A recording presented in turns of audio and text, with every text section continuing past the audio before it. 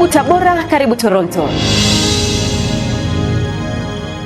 Katika operesheni hii tumeweza kukamata gunia 133 za bangi kavu, lakini pia tumeteketeza ekari 68 za mashamba ya bangi na kukamata watuhumiwa 7 kuhusiana na uhalifu huu. Mamlaka ya kudhibiti na kupambana na dawa za kulevya nchini Tanzania DCEA chini ya Kamishna Jenerali Aritasi James Limo imefanya operesheni maalum katika pori la Igombe na Nyahua mkoani Tabora, na hivi ndivyo hali ilivyokuwa.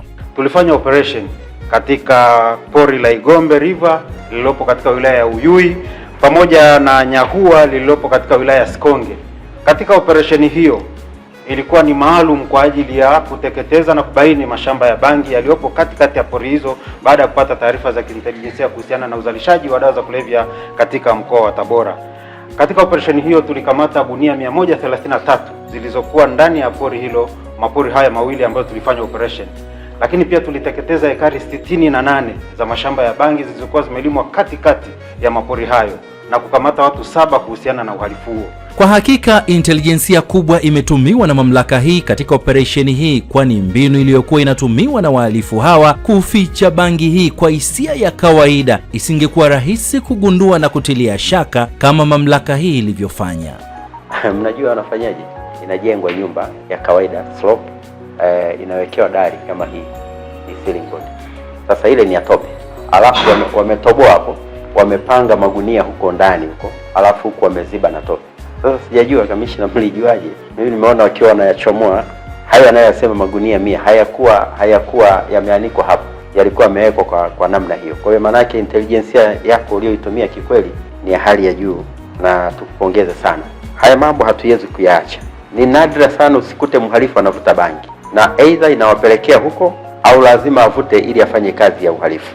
KFS mimi ni kuelekeze, jitahidini sana kwa sababu maeneo bahati nzuri ni hayo, ni Nyahua na Igombe. Wekeni hata temporary camp huko, tusikute nyumba wala kijumba cha mtu huko. Hayo ni mapori ya hifadhi, wekeni zile ranger post kila maeneo hayo ambayo tayari yanaonekana ni sugu.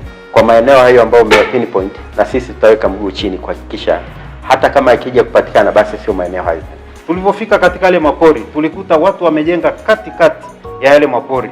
Unakuta nyumba ipo hapo, ana shamba lake la bangi. Amejenga nyumba pale, ana shamba lake la bangi, lakini uharibifu wa ukataji miti na ufugaji unaofanyika ndani ya hizo hifadhi ni jambo ambalo linatakiwa tuweze kulifanyia kazi, na uongozi wa mkuu wa mkoa uendelee kulifanyia kazi ili kuhakikisha kwamba uhalifu huu unaofanywa katikati ya mapori haya unaharibu mazingira yetu, lakini pia unazalisha dawa za kulevya ambazo zinaharibu pia afya za Watanzania wetu. Ni dhahiri kuwa kuanzishwa kwa ofisi za mamlaka ya kudhibiti na kupambana na dawa za kulevya nchini Tanzania kanda ya Magharibi hapa mkoani Tabora kutasaidia kupambana na wahalifu hawa usiku na mchana mpaka kieleweke.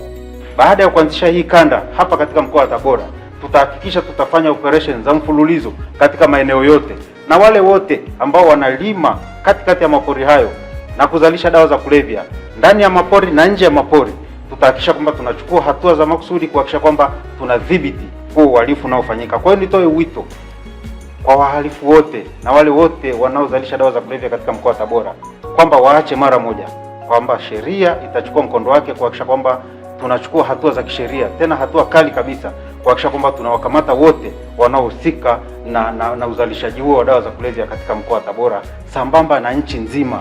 Tutafanya hizo operation kuhakikisha kwamba tunadhibiti uzalishaji wa dawa za kulevya hapa nchini, na dawa za kulevya zinazozalishwa zaidi hapa nchini ni mirungi pamoja na bangi. Karibu Tabora, karibu Toronto.